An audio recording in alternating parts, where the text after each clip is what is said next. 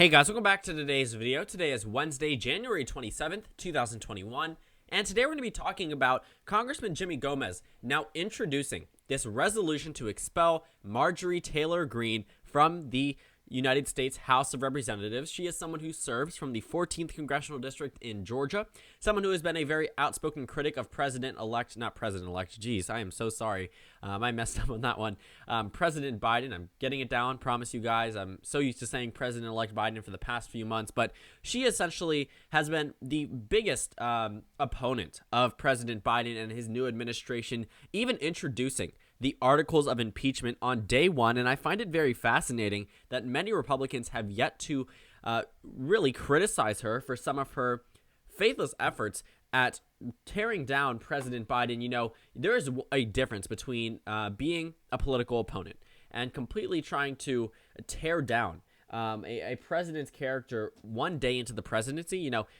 I would say that 4 years in, a lot of things are on the table. A lot of things can be defended under the sort of, I guess, this is politics type of idea. But this is President Biden's first week. And in the first day of him serving, or the second day, I think, she officially introduced the articles of impeachment against Joe Biden. It meant absolutely nothing because the Republicans are not in the majority. But the fact that she did it really was telling. Because even though we had seen some members of the left wing in 2017 call for the impeachment of Donald Trump, nothing was actually done about that in the United States House of Representatives. There was never a, congressional member who went as far as she did so early into the presidency. I mean, this is unprecedented. But it's not that Jimmy Gomez is now criticizing. I mean, it's part of it, but most of it dates back to Marjorie Taylor Greene's statements about a number of very traumatic events that have happened in our country. Now, he doesn't outline all of them here. I implore you to do more research about her history, about the things that she has said in the past, about the conspiracy theories that she has floated. Because all of that is something, regardless of where you stand on the political aisle, that should not be in the United States House of Representatives. You see, Congresswoman Taylor Greene, she made a number of statements that really were very strange, to say the least. They were, conspiracy theory-esque. She was just questioning the legitimacy of very traumatic events in our country. Very traumatic events in our country. So we can actually see that Marjorie Taylor Greene is being criticized and wanting now to be expelled by Congressman Jimmy Gomez. See, they state here that in light of numerous reports revealing her repeated endorsements of sedition, domestic terrorism, and political violence, Congressman Jimmy Gomez of California's 34th District announced today he will introduce a resolution to expel Congresswoman Marjorie Taylor Greene from Georgia's 14th Congressional District from the United States House of Representatives. Quote, as if it weren't enough to amplify conspiracy theories that the September 11th attacks were an inside job and the mass shooting on Marjorie Stoneman Douglas High School was staged, a string of recent media reports has now confirmed that Congresswoman Marjorie Taylor Greene had previously supported social media posts calling for political violence against the Speaker of the House, members of Congress, and former President Barack Obama.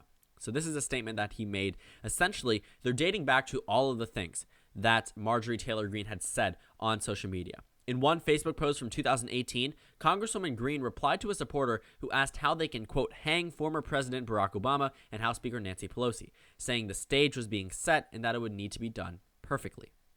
Congresswoman Greene also liked a comment from 2019 that a bullet to the head would be quicker than an election for removing Speaker Pelosi from office, and messages about executing FBI agents were working for the deep state. There are a number of things that Marjorie Taylor Greene has said in the past, but now, we have found concrete evidence that there is violence being brought up from Marjorie Taylor Greene's personal accounts. And I understand she was not in Congress back during those time periods. Now she still does push a lot of the same narratives, but she does understand she is under a much closer review. But the statements that she had made before she had entered into Congress, I would say, disqualify her in many ways from serving office. The things that she had said, the type of comments that she endorsed through liking a message. I mean, not just, you don't just like any message. It's the equivalent of emphasizing a message in a personal conversation. You don't just like any message. You don't just like any comment on your Instagram post or like any tweet in response to your own. These statements were made by citizens that were asking about how she could, how there could be an orchestrated lynching of President Obama, saying that it would have to be done perfectly, saying that a bullet to the head would be faster for Nancy Pelosi. These are things that you would never expect from an American citizen, much less from a United States House of Representatives member. So expulsion. Expulsion is the next step for House Democrats. And, based off of the comments that I've seen so far, I was appalled to see these comments because this is something that you would never expect from someone, especially questioning the legitimacy of the 9/11 attacks. One could argue that conspiracy theories about 9/11 have been around for decades. They have. However, while that may have been around, it doesn't make it right. And also, questioning the legitimacy not only of the Parkland school shooting, but also of Sandy Hook and other type of school shootings that she has said in some videos, implying that they were done by liberals to take guns away, that they were done by Democrats to take guns away. This is not a question of partisanship. Marjorie Taylor Greene has completely, treated the House of Representatives in a very poor fashion. She ran unopposed in her Georgia 14th district. She does not face any major opposition in this district. The Democrats will probably never win this district for the foreseeable future. She won with 75% of the vote. She's going to be redistricted into a safe district. Doesn't matter. They want her in the House of Representatives. At least these voters did. 200,000 voters voted for Marjorie Taylor Greene. It's a very conservative area, so they like her. They like what she stands for, but that doesn't necessarily mean that they agree with everything that she says. But the question isn't about whether or not her constituents approve of her. It's whether or not someone of her caliber that makes statements like herself, believes the things that she had previously brought up, deserves to be serving in the United States House of Representatives, representing anyone, even though those citizens may have voted for her and likely will vote for her again, given how partisan the district is. It doesn't really matter. The argument isn't about whether or not these voters want her, but more so about whether or not she is a representation of any type of true American citizen, and also whether or not she should be serving in the United States House of Representatives. She is probably one of the more extreme members of Congress in modern political history. And there's always going to be those in Congress who you are very surprised to see got elected in the first place. Sometimes unqualified members, sometimes very outspoken members in a very unfortunate fashion. In most cases, that's brought up, including this one. But I think that she definitely has taken things to a complete different, the furthest extent we've ever seen. Marjorie Taylor Greene would never win in a competitive district for a reason. She would never win in a statewide race in Georgia for a reason. You see, the thing is, everything that she says may be acceptable in the 14th district because a lot of these voters are still going to vote Republican just because they don't want to see a Democrat in office. On top of that, though, I think that, she is just saying a lot of things that are just factually untrue, that completely delegitimize the pain, the suffering of a lot of these victims. A week after the school shooting in Parkland, Florida, she had called David Hogg #Little Hitler. What does that mean? Why would you ever say that about a high school student who just lost his classmates in a school shooting for asking for comprehensive gun reform? Little Hitler? Are you serious? These things that are being said are absolutely, insane to think about, that a House of Representatives member is saying it.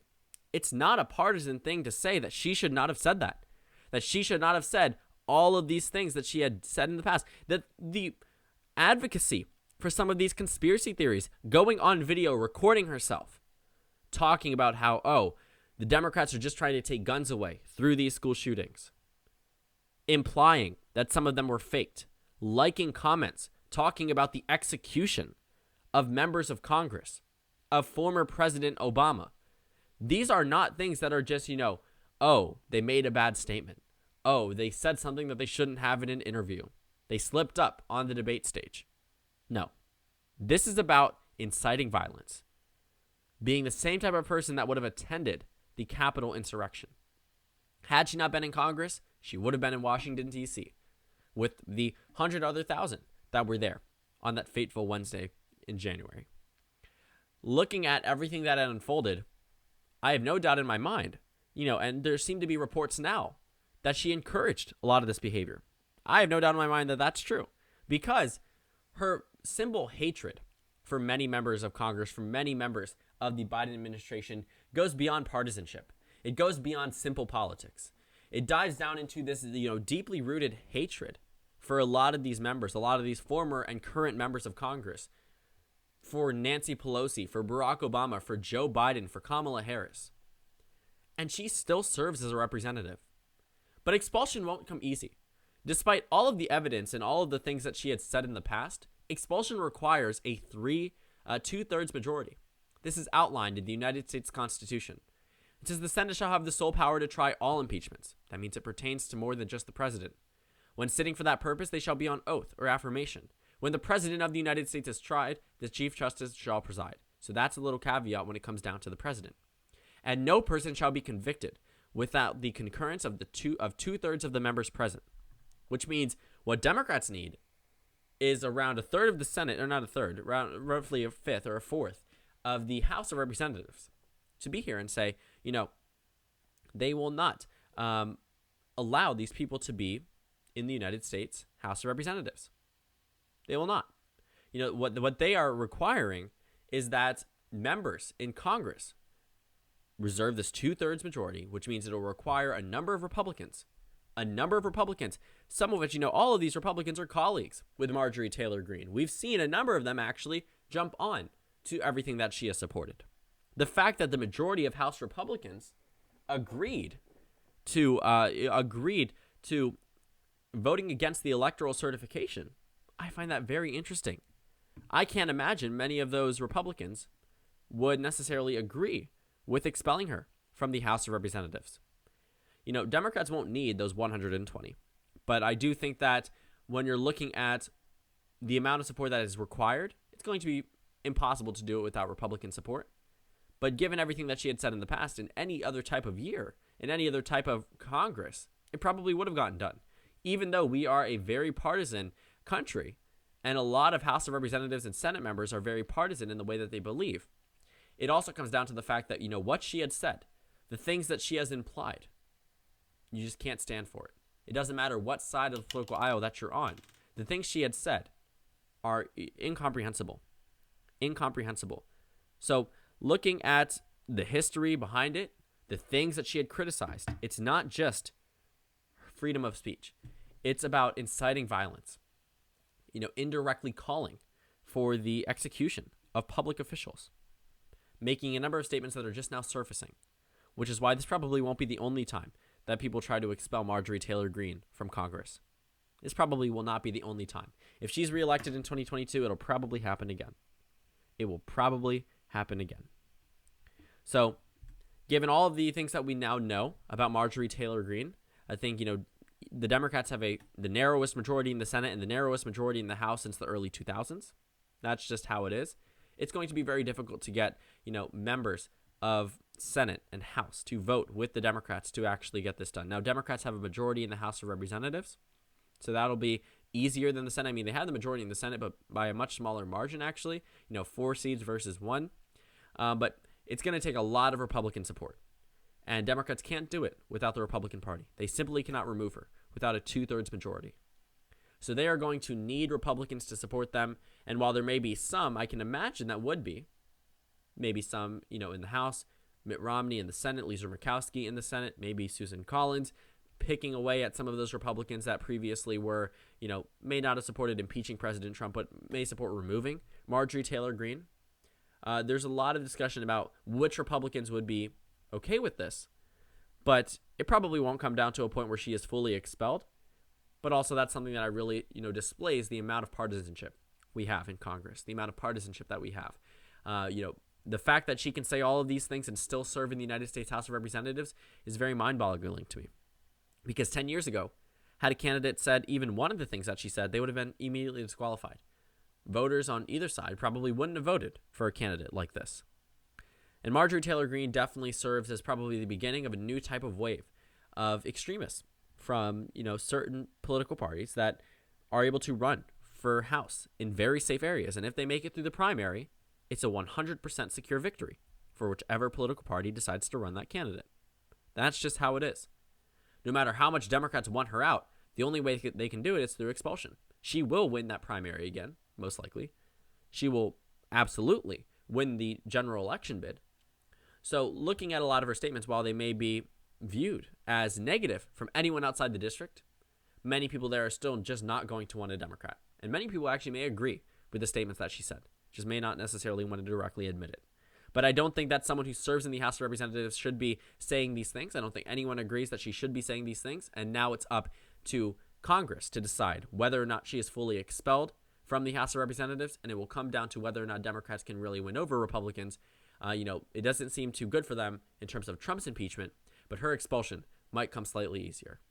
So thank you guys so much for watching this video. Make sure to comment down suggestions below. Subscribe on the left if you haven't already, and check out the Instagram and Twitter. At the bottom left of the screen, there's also a Discord server for you to go ahead and join.